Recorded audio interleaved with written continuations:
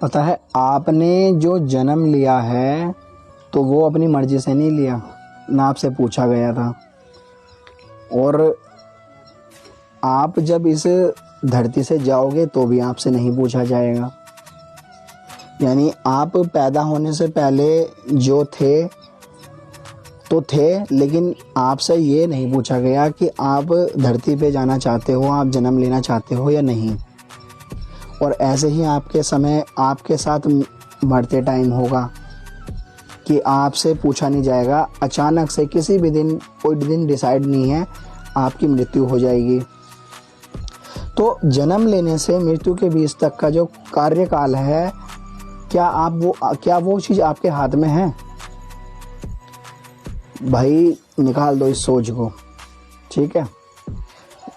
जब जन्म लेना आपके हाथ में नहीं है, जब मृत्यु करना आपके हाथ में नहीं है, तो फिर ये जो बीच का कार्यकाल है, जो भी आप जियोगे, वो आपके हाथ में कैसे हो सकता है? तो मनुष्य का इस संसार का सबसे बड़ा भ्रम है कि इस कार्य को मैं कर रहा हूँ। अरे भाई, तू नहीं कर रहा है भले मानस, तेरे अंदर बैठा वो परमात्मा कर रहा है। जो वो ज्योति स्वरूप तेरे अंदर बैठी हुई है, तेरे हृदय में वास करती है, वो चीज़ तुझसे करवा रही है, इस शरीर से, इस बॉडी से। अगर तुम इस स्थान से दूसरे स्थान तक मूव कर रहे हो, चल के जा रहे हो, तो उसमें भी उसी का हाथ है। क्योंकि अगर तुम कुछ कर रहे होते तो भाई तुम जन्म भी अपनी मर्जी से लेते और मरते भी अपनी मर्जी से। ये दो काम अपनी मर्जी से नहीं हो रहे होते।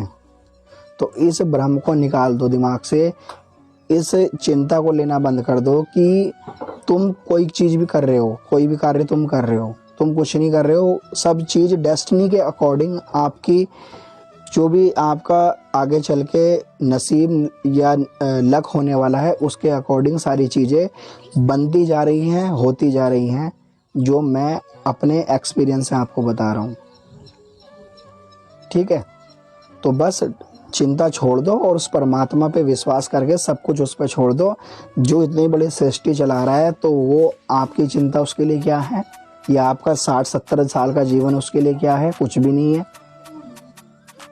तो भाई इस रील से यही कहना चाह रहा हूँ, जो लोग चिंता अपने जीवन में लेते हैं तो वो अपने जीवन को खराब ना करें।